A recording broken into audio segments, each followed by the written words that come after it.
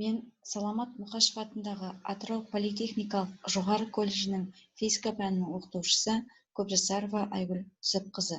Бүгінгі сабағымыздың тақырыбы фотоэффекті құбылысы, Эйнштейн формуласы, фотоэффекті құбылысын техникада пайдалану. Бүгінгі сабағымыздың мақсаты осы фотоэффекті құбылысын сипаттау және фотоэффекті құбылысының техникада пайдалануына мысалдар келтіру. Күтілетін нәтиже фотоэффекті құбылысы мен Эйнштейн формуласы тақырыптағы білімдерін өмірмен байланыстыра отырып, теориялық және практикалық есеп шығару арқылы білімдерін арттыру. Бүгінгі сабағымызда кездесетін сөздер: қазақша, орысша, ағылшынша. Қазақша: фотоэффекті, фотоэффекті, электромагниттік сәуле, электромагнитное излучение, электромагнитик рей, электронның шығу жұмысы, работа выхода электрона, электрон релизинг орых, фотоэффектінің қызыл шекарасы, красная граница фотоэффекті, зеофотоэлектрик эффекті, фотон энергиясы, энергия фотоны, фотон энерджи, квантум, жиілік частота, фреквенция, жарық жылдамдығы, скорость света, speed of light. Кванттық энергияның негізін қалаушылардың бірі Макс Планк. Элементар бөлшектердің және солардан құралған жүйелердің қозғалысы мен өзара әсерлерінің теориясы жарық кванттар деп аталады. Квант латын сөзінен аударғанда үлес дегенді білдіреді.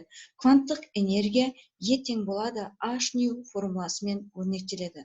Мұндағы H деп отырғанымыз 6,63 көбейтілген оның -34 дәрежесінде джаул көбейтілген секунд Планк тұрақтысы. Ал нью деп отырғанымыз бұл жарықтың жиілігі.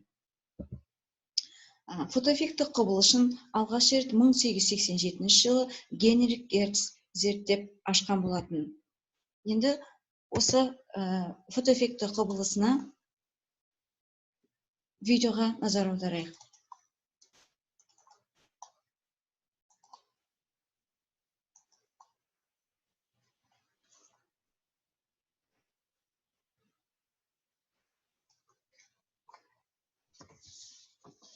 Фотоэффекті. Жарықтың әрекетінен заттардың бетінен электрондардың жылынып ұшып шығу құбылысы фотоэффекті деп аталады. Фотоэффектіні демонстрациялау үшін электрометрді және цинк пластинасын аламыз да, оны теріс зарядтаймыз. Біз электрометрдің ауытқанын байқаймыз. Енді ультракүлгін шамды алып, оның көмегімен пластинканы жарықтандыра бастаймыз. Сол кезде жарықтың әрекетінен пластинканың электр заряды азайғанын көреміз.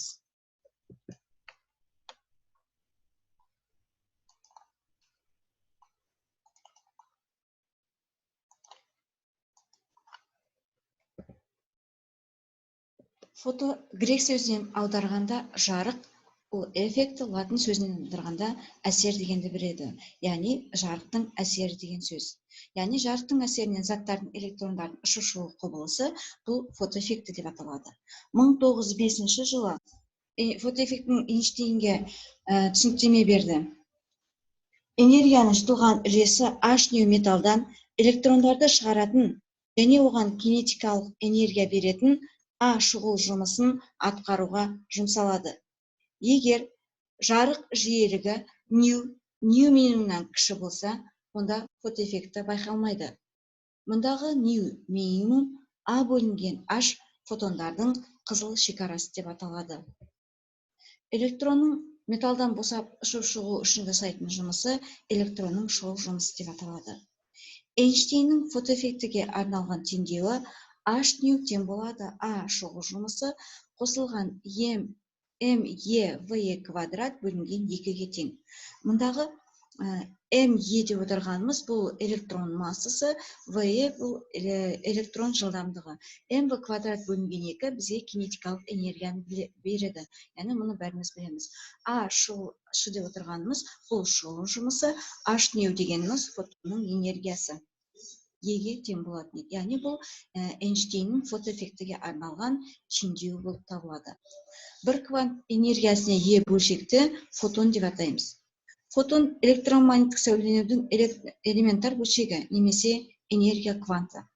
Фотонның энергиясы Е тең болады H ню немесе тең болады сызықшалы H омега формуласымен өрнектеледі. Мұндағы сызықшалы H деп отырғанымыз H бөлінген 2P-ға тең.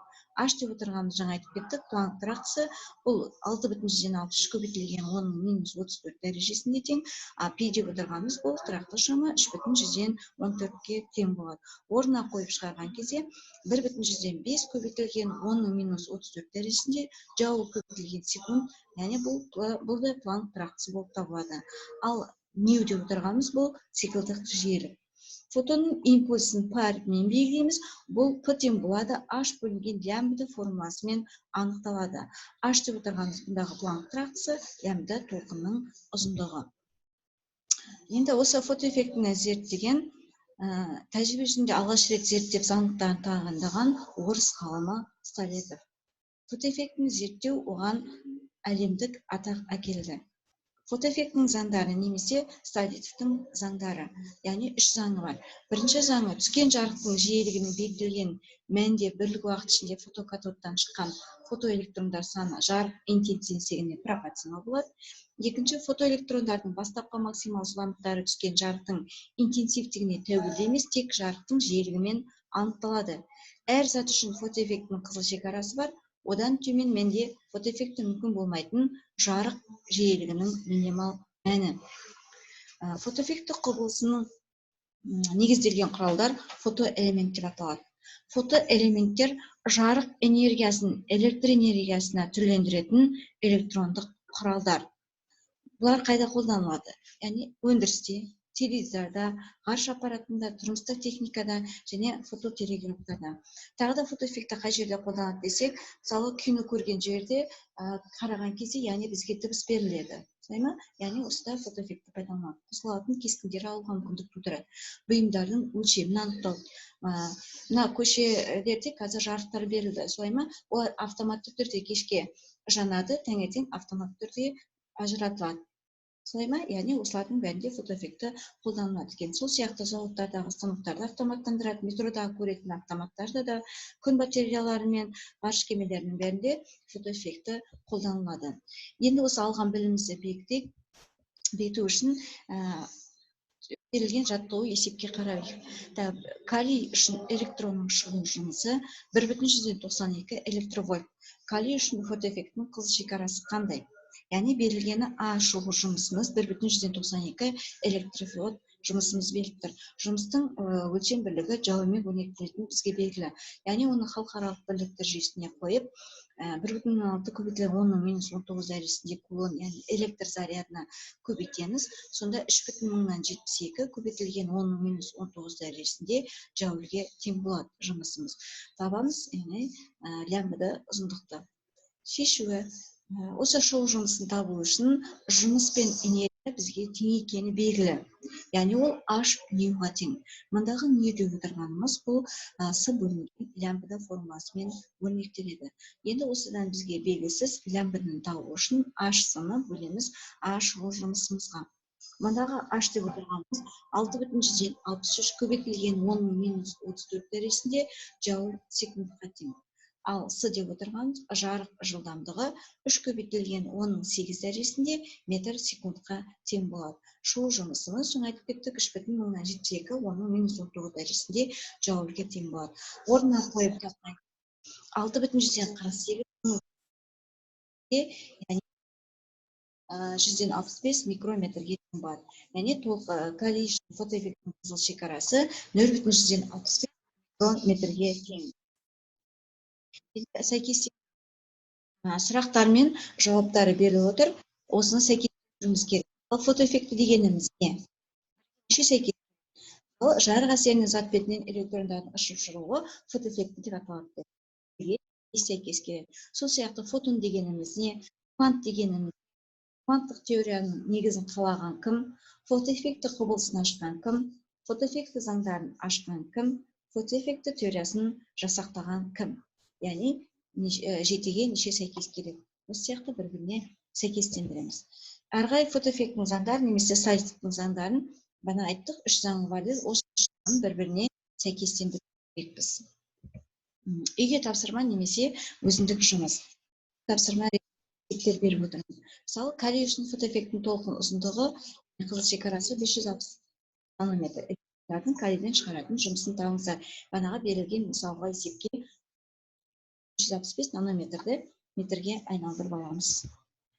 Әрі қарай сілтеме арқылы өтіп, Данло онлайн және Білімленд платформаларында фотоэффект туралы бейне сабақты қараймыз. Білімленд